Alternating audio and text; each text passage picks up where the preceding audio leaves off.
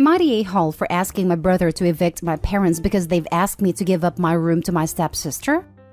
I'm 16 female and have an older brother who is the owner of the house we live in. He's my half-brother from the same mom.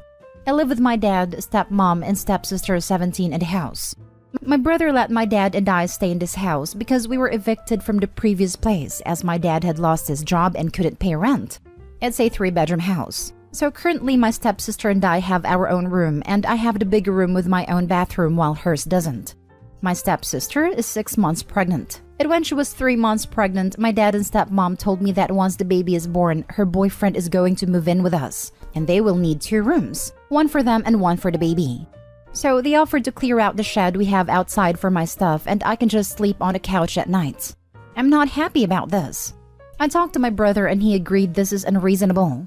So I asked him if he can just evict my parents so I don't have to deal with my stepmom and stepsister anymore.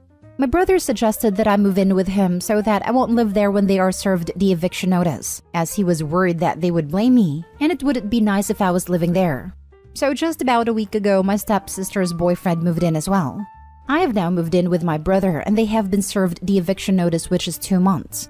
My dad, stepmom, and stepsister have been calling me nonstop asking me to convince my brother to reconsider and calling me heartless.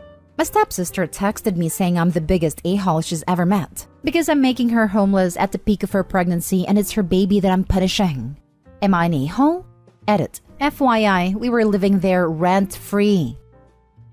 Not the a-hole. The family is taking advantage of your brother and keeps moving more people into the house he owns. I am assuming nobody pays rent. It is your brother's right to evict them. Maybe your stepsister should take responsibility for herself and the unborn baby. I can't believe these people wanted to put you in a shed. Yes, we weren't paying rent. It's good of your brother to take care of you since your father won't. Not the a-hole. Not the a-hole.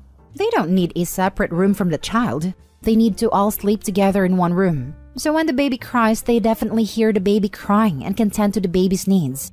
It's your brother's home. I'm not sure why they thought this would fly when you're likely the only reason he let them stay there anyway. A newborn baby could technically live in a drawer because it doesn't need much space. In the ideal world, the baby can have its own room. Also, apparently almost everyone is homeless in this story because her boyfriend doesn't seem to have his own place either. Or they assumed it would be okay to kick a teen out of her room. I don't know. Yes, my dad works and stepmom can get a job as well. The boyfriend was just fired, but he can get another job. They can get their own place, but that means paying rent. Not the a-hole.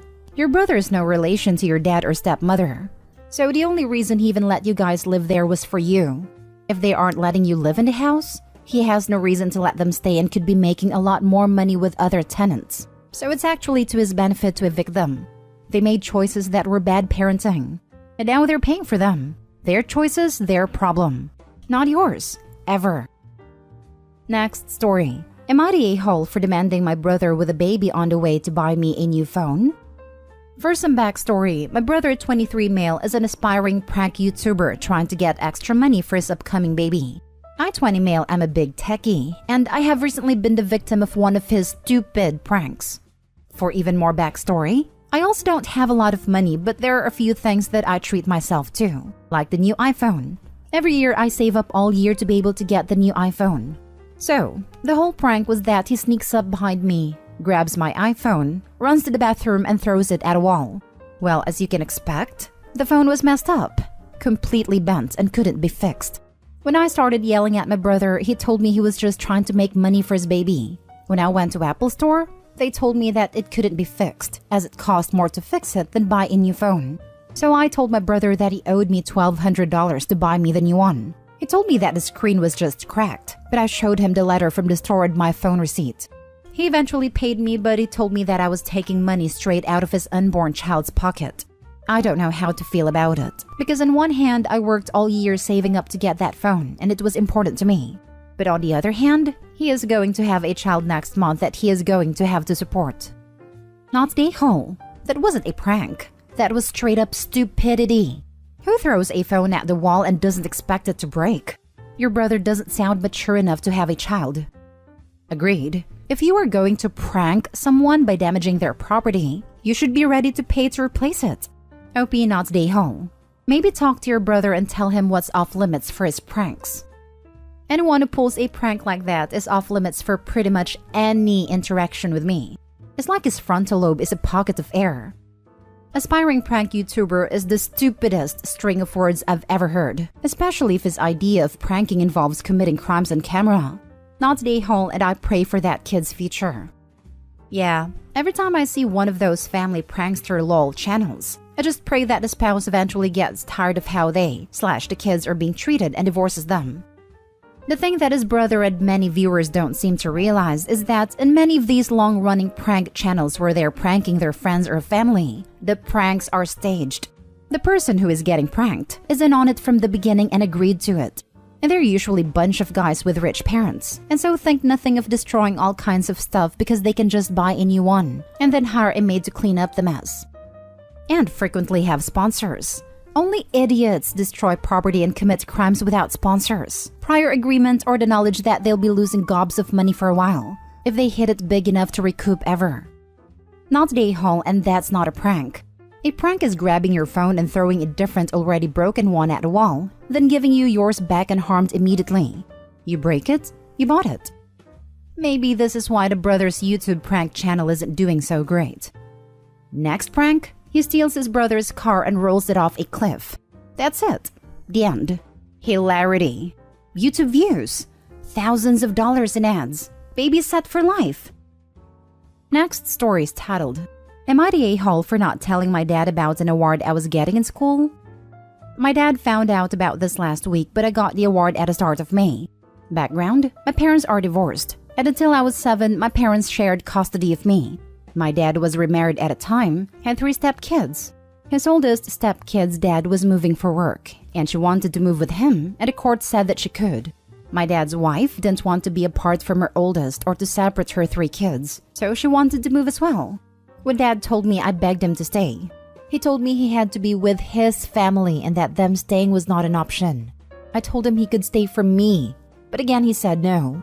So he moved with them, and then I went from seeing him all the time to seeing him for a few weeks in the summer. I never forgave him for moving. Over the years, they attempted to make it appealing for me to live with them, saying I would have siblings all the time and how great it was there and stuff. But I never wanted to leave my mom, and I was too mad that he picked them over me. I have faded from him over time. I only speak to him during court-mandated times, and I don't see him unless I absolutely have to. He tries, but his choice was made when he moved, and my opinion on that isn't changing. My dad found out via Facebook about the award. My school only put the photos up a week ago, and my dad was really upset. He told me they could have flown out to show support, and it would have been a nice extra visit for us. I asked him what was the point, that his choice was made 9 years ago, that they were more important and my life didn't involve them anymore. He went on about him being my dad and deserving to know and how proud he was, etc. And why couldn't I see? Why was I out to hurt him? I told him I wasn't trying to hurt him, but that I was never going to have that relationship he wants after he left me to be with his family, and that all choices have consequences, which he and my mom taught me, and that he is now living with his, and that his daughter doesn't want a relationship with him anymore. His wife called after and told me I should have told him that regardless of how I feel, he has a right to know. Am I the a-hole? Now for the top comments. Not the a-hole.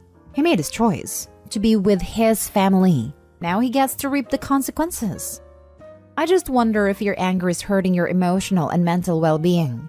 Your dad needs to acknowledge that he chose his family over you and apologize for this. Opie sounds pretty well adjusted, unless there's other stuff she hasn't mentioned.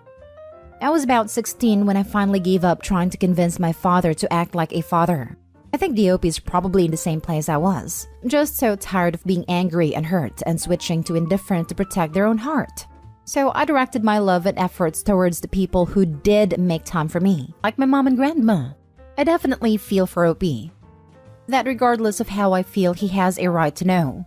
No, he doesn't. I get your dad had to make a hard choice, but he did make his choice. And with that choice, any right he has is completely gone. Not stay home. These are the consequences of his decision. He does know though, and if he wanted to know sooner, he could have stayed in town. Opie, you are not the a-hole. And congratulations. Not the a-hole. He made a choice to leave you. I think the bigger a-hole here is the wife. She wanted to move to be near her daughter but didn't give a damn about him not getting to be near his daughter. Her daughter chose to leave her mom to be with her dad. You didn't choose to leave your father. You got left behind. So no, you don't owe him anything. He left to be with his new family without a thought to what it would do to your relationship with him. If the wife calls you again, tell her that all of this is a result of her being selfish when her daughter made a decision to leave her. I blame him more because her daughter came first, and that's how it should be. My dad decided it wasn't first, and chose to stay with a woman who did put her own kids first. There's a real big message in that in my opinion, and it's one I have never been able to unsee. Fair enough. My point was around the fact that her daughter chose to leave her. You weren't given any such choice. I agree your father should not have left. I should have pointed out that you're right. Dad's stepdaughter had way more choice than me. She got to choose to be with her dad. I had no choice in mine leaving me since he made a decision. Last story. Am I the a-hole? My sister told me my deceased wife would think I was doing a horrible job raising my kids solo. Some background. I'm a young widower. My wife lost her years-long fight against breast cancer 5 years ago at 42 years of age. My preteen kid and I are trying to keep it together, and in my opinion, we are doing a damn fine job. A conclusion my in-laws wholeheartedly agree with. After COVID started, we went without haircuts for a while trying to social distance with good reason. The last thing we needed was to lose another family member. We discussed haircuts, and my son decided to grow his hair out in order to donate it to a charity that made wigs for kids who were undergoing cancer treatment, which I was 100% behind. He had to do lots of work. There were many arguments about his hair getting rough looking and knotted up, and an equal amount of me working through the knots and tangles. My son is a great kid. He genuinely cares for other people, is kind, considerate, and helpful.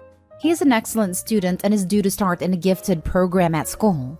He's a natural musician and plays guitar, trumpet, and piano. He's happy and well-adjusted, and we have a very close relationship. Way better than what I had with my own father. I'll make any sacrifice for him. There are times I have to watch myself that I don't come off as bragging about what he has accomplished.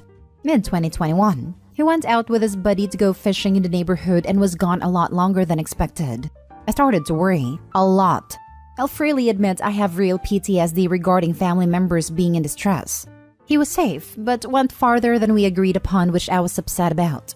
On his way home, before I knew where he was, he stopped by my sister's house to say hi and get a drink, which was fine with me. He should feel safe to do those kinds of things.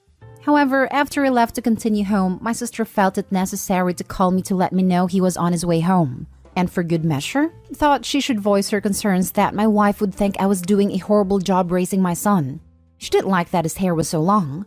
I was livid and haven't been able to let it go. The interaction has stayed with me over a year. In the meantime, she takes opportunities to mention trivial things, and each burns me equally hard. I'm literally at the point of cutting her out of our lives for good. I could do without a constant unfounded criticism, but feel bad because I don't want my son to miss out on family. Am I the a-hole? Not the a-hole. And is your sister doing anything at all to help and support you raising your son? Your sister is a seagull. Someone who makes a lot of noise, craps and everything, and then flies away without having done anything. Great analogy. Reminds me of the jellyfish friend quote from Bridget Jones' diary. She's not your friend. Talking to her is like swimming in a lovely warm sea. Then suddenly something stings you and next thing everything is back to normal except a bit of you really hurts. Not the a-hole. That is such a horribly low blow for something that's not even a big deal. Your son is at the age where he can decide what he wants to do with his hair. As long as it's clean and well kept, the length of it isn't an issue. You say he's a respectful kid with good grades and talent. That is what everyone should be focusing on, not the hair. If this is regular interactions between you and your sister, then it's definitely time to go no contact. She just sounds cruel, and your son doesn't need to be around people like that, even if she's family. Not the a-hole. Your sister reminds me of my uncle, the brother of my dad who died 2 months before I was born. I can't tell you how many times I heard him say that my father is rolling over in his grave because of my hair, my clothes, the music I listened to, or anything really. It got to the point where I second-guessed everything, because I was afraid of my dad, who I am literally desperate to know about, would be upset with my decision. When I had kids, I realized how wrong he is.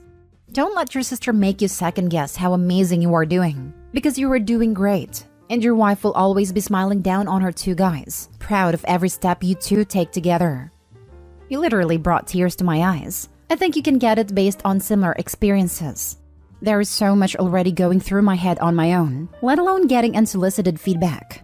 I'm sorry you had to deal with that, but glad you were able to figure it out on your own. Dealing with grieving a loved one messes with you enough as it is. You for sure do not need anything or anyone else adding to the weight of your grief. I don't know what is wrong with your sister. I hope she can get over herself and see how she's hurting you and make up for it. Wishing you lots of happiness and peace going forward.